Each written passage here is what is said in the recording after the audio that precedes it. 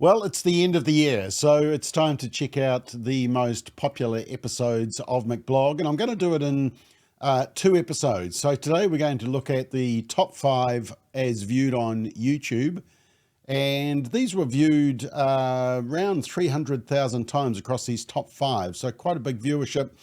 And then tomorrow, or the following day, depending on when we publish this, but the next episode anyway, we will look at the Facebook views and see which were the top 5. And interestingly, the top 5 on YouTube are different to the top 5 on Facebook. So today, it's the top 5 from YouTube, from number 5 to number 1. Let's check it out.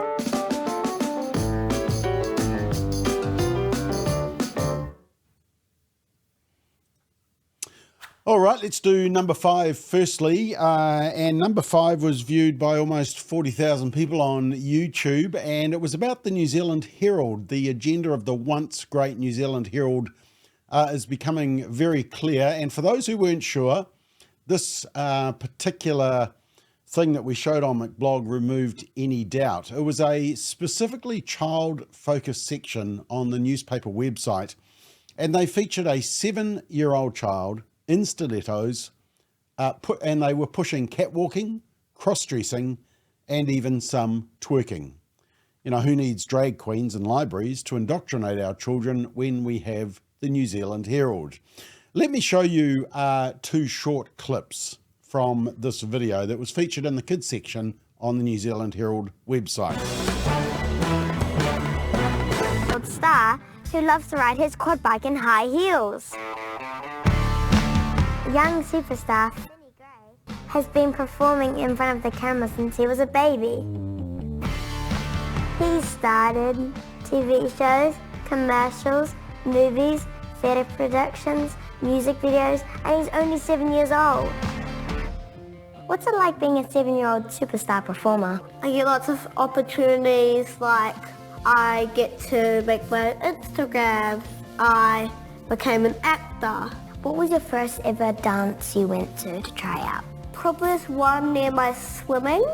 I got banned from that class. What? Hey. You got banned as a 4-year-old in a dance class? Well, yes, I did, because I was like, da, da, da, da.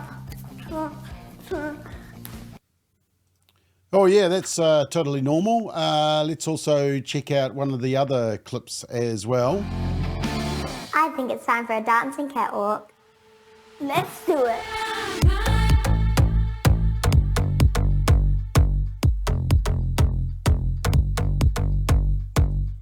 What do you say to people that think it's weird to wear high heels in a dress when you're a 7-year-old boy?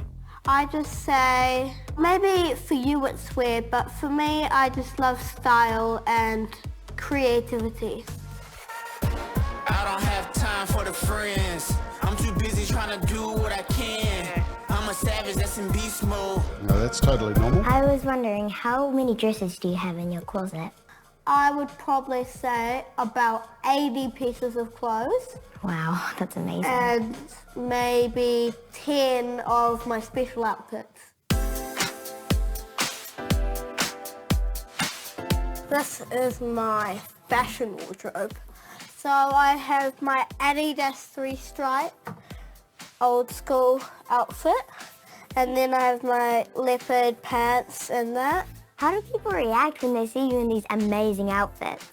Wow, 50% of the time they're like, whoa, and the other 50% of the time they're like, why is that boy wearing that? So this is my Dance of the Dove outfit, zipper, it's a little... Yeah, okay, we'll leave that. But, you know, the issue is actually not with the children. The issue is with the adults and the New Zealand Herald of pushing this type of agenda. Interestingly, after the public outcry, the video was withdrawn. Now, this was in September, but it's still a shocker that it was approved in the first place by the New Zealand Herald. Rightio, let's go to number 4. And this was from July. And once again, it had almost just over 40,000 views on YouTube. And it was TVNZ's 7 Sharp program, the that program that isn't very sharp. But they also wanted to talk about drag queens, and they weren't happy that drag queens weren't allowed to read LGBT plus books to children. So they did some campaigning. And it wasn't what they showed that was the problem. It was what they conveniently didn't. But we did. And you obviously wanted to see what they were missing out on their show. So look, this is what Hilary said, Hilary Barry, the presenter, said at the start of the show. Councils in the Rotorua, Hastings and Upper Hutt have been forced to cancel rainbow storytime events for children because of a nasty backlash online from what's best described as Christian fundamentalists. Oh yes, Christian fundamentalists. And then Jeremy. The readings were meant to promote diversity and most of all, entertain the kids. Drag queens Erica and Coco Flash were to appear in Rotorua and Hastings. In Upper Hutt, it was drag king Willie Smackintosh who was lined up. What? So what's got the haters hating? Oh, the haters hating. I mean, he actually says Willie Smackintosh with a straight face. Nothing sexual about it, of course. But here's what TVNZ didn't show. They didn't show the other stuff that these children's performers posted, which of course inquisitive children would easily Google. Now let me just show you a bit of this, and I am going to put the sound down because they're playing well-known songs in the background, and YouTube will go and cancel this video if they hear that music in the background. But here's a little preview of kind of their show. And remember, these are child-friendly performers. Yeah, drag queens. Nothing sexual about it, remember.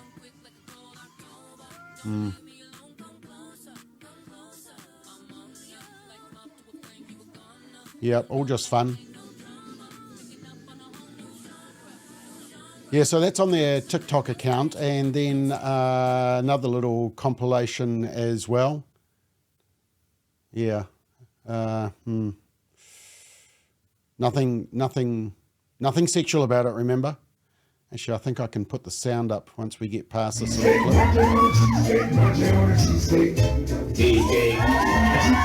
Oh yeah, that looks normal.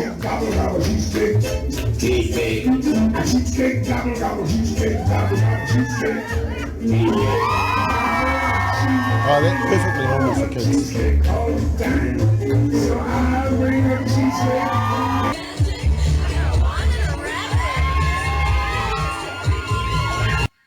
Yeah, okay, that's enough of that. But anyway, that's what 7 Sharp didn't show you in their campaign for drag queens reading library books to kids. So that was number 4 and just over 40,000 viewers. Let's move to November just recently. This one had almost 47,000 views, number 3 on our most popular. And it was about the Green Party going from bad to worse, if that's possible.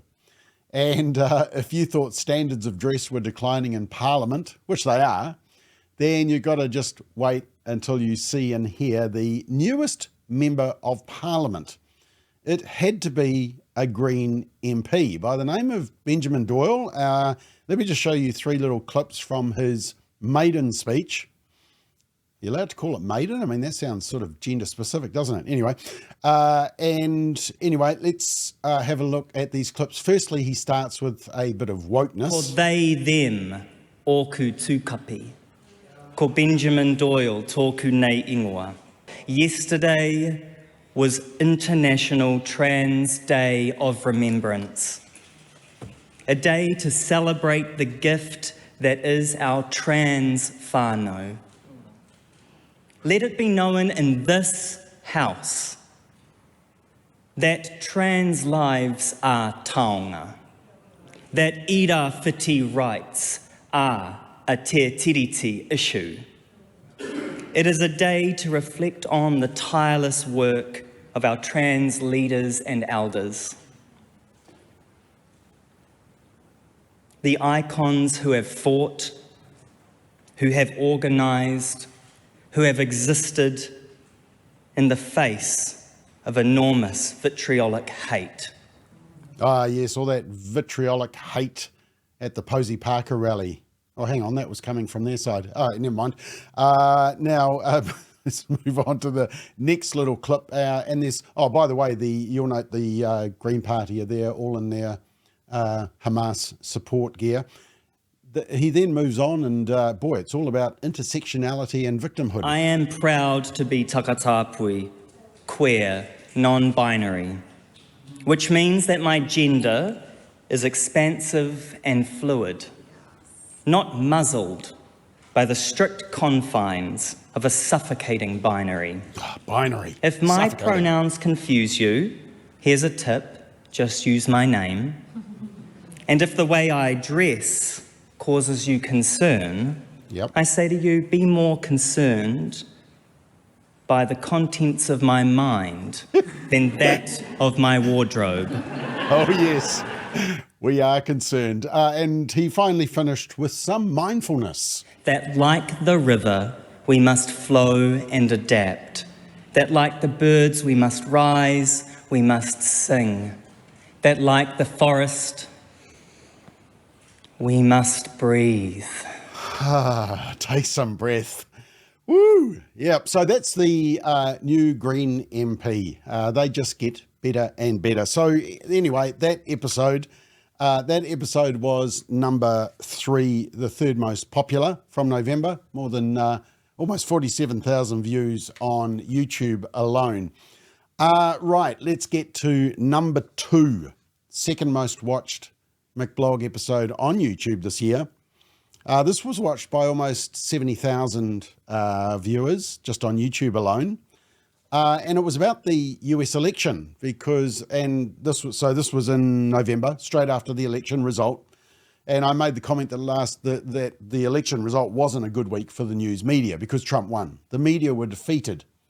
And in perhaps a mortal blow to their trust and integrity. I talked about the fact that X, formerly Twitter, is now the new news platform of choice because the mainstream media worldwide is disappearing in a cloud of distrust. Now, I showed a lot of examples from around the world, but I did highlight a number of examples of atrocious reporting from the New Zealand media. So let me show you a short excerpt where I highlight a couple of examples, some of the worst examples from the New Zealand media relating to reporting on Trump and the US election. So example number 1, and this was the story about Donald Trump swaying and dancing at the end of a rally. They said it was weird and they said, let's just listen to the music. Here was One News's coverage. Presidential rivals traded barbs in another day on the campaign trail with Kamala Harris appearing to question Donald Trump's mental health after this.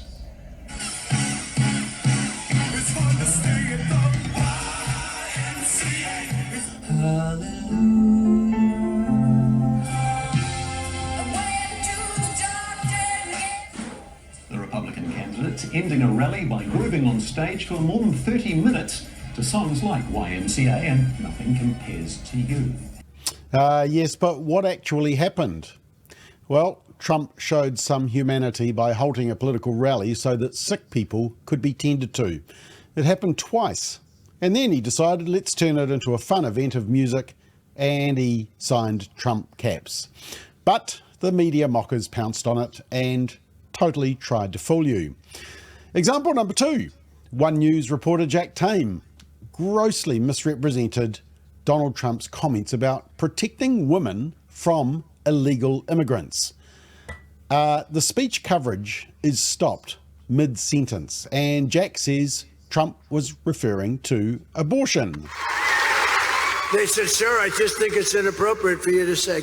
I said, well, I'm going to do it whether the women like it or not. I'm going to protect them. After Trump's comments around reproductive rights in Wisconsin last night, Kamala Harris was quick to pounce. Yeah, it wasn't about reproductive rights, though. It was about protecting women from illegal immigrants. Example number 3. The headlines all screamed, Trump suggests opponent Liz Cheney should face firing squad for her foreign policy stance. I mean, yeah, those are atrocious comments if he said that. Stuff said Donald Trump suggests warhawk Liz Cheney should have guns trained on her face. Except he didn't say that. He was making the point that people like Cheney are all war hawks when they're sitting in their plush Washington DC office, sending troops, 10,000 troops to fight the enemy. But how would they feel with guns trained on their face? Now, let's watch 3 News' coverage and watch when they cut the coverage. She's a radical war hawk. Let's put her with a rifle standing there with 9 barrels shooting at her, okay? Let's see how she feels about it. You know, when the guns are trained on her face. You know, they're all war hawks when they're sitting in Washington in a nice building saying, oh, gee, let's send 10,000 troops right into the mouth of the enemy. But she's a stupid person. And I'd have meetings with a lot of people. Okay, so sorry, that was the actual coverage of what he said. Let's see whether they want to face the guns while they're making these decisions in their plush offices in Washington, D.C. But let's watch 3 News' coverage and watch when they cut the coverage. And then he suggested his old Republican nemesis Liz Cheney should be put in the line of fire. She's a radical war hawk. Let's put her with a rifle standing there with 9 barrels shooting at her, okay? Let's see how she feels about it. You know, when the guns are trained on her face.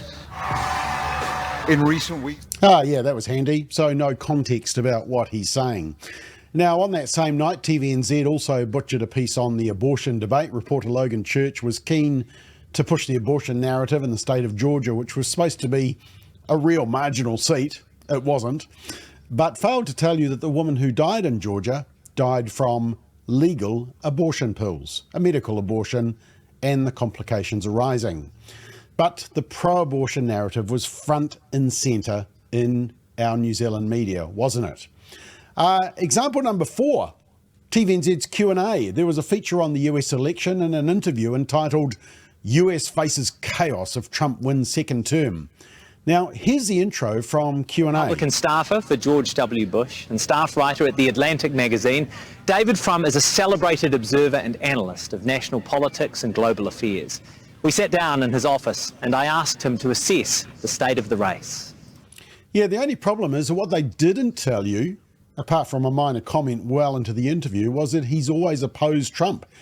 He's described as a celebrated observer by Jack, but he's founding member of the Never Trump lobby group, author of Trumpocracy, the Corruption of the American Republic, voted for Hillary in 2016 and his magazine endorsed Biden in 2020. You think that should have been disclosed by Q&A? Absolutely. I mean, feel free to interview him, but tell us his biases first. Example number 5. Poor wee 3 News newsreader Laura Tupou is absolutely dripping with unprofessionalism, sarcasm and condescension as she slams Trump for his rhetoric, but then congratulates Kamala for returning as good as she got. No mai haere mai ma loilele. Welcome to 3 News. Donald Trump's rhetoric ramped up another notch today, if that were possible.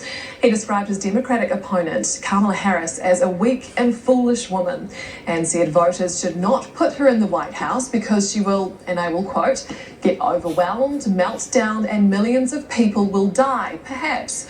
At least he added the perhaps. And for her part, Kamala Harris gave as good as she got. Leighton Hakel reports. There we go. So that was number 2. And you should watch the whole episode because there's lots of other evidence, some of the bias from overseas as well. It's not going to be a easy 4 years for them coming up, is it? But anyway, that was number 2. So that was from November and that had almost 70,000 views on YouTube. Number 1, what was your most watched McBlog episode this year on YouTube? So we're doing Facebook next episode, different top 5. But on YouTube, your most popular one was where we spoke to Vice President Kamala Harris. Well, yeah, sort of. Kamala, really appreciate your time. How's the campaign been going for you? You know, we've been really busy and, you know, I expect a gift basket of some sort for, you know, me even doing this for you. You know, I have to convince Americans to vote for me. I don't have time to sit and speak to New Zealanders or New Zealanders like yourself. But I have to do it for the world. The people want to see the interviews. So it's just been a very busy time. Quite frankly, I'm tired. How have you found the public speaking gigs? I mean, you've been in front of big crowds. You've had to use the teleprompter a lot. Has that been quite a task? Many people have been fired in the recent weeks. One time a teleprompter got unplugged. It was completely ridiculous and unnecessary, the amount of strain that I felt. It's really hard. You have to know what to say, when to say it. And, that's been a big challenge. So we've dealt with that accordingly as we move along right now. Yeah, well, there we go. That was your number one. That was viewed by almost 120,000 views on YouTube. So that certainly got around. And we also interviewed a guy who did a very good impression of Donald Trump as well. But yeah, you really loved the Kamala Harris one. So that was number one on YouTube for McBlog for this year. So there's the number 5. That's the top 5 on YouTube. So in the next episode, we will check out the top 5 from Facebook. A different 5 episodes. Make sure you tune in.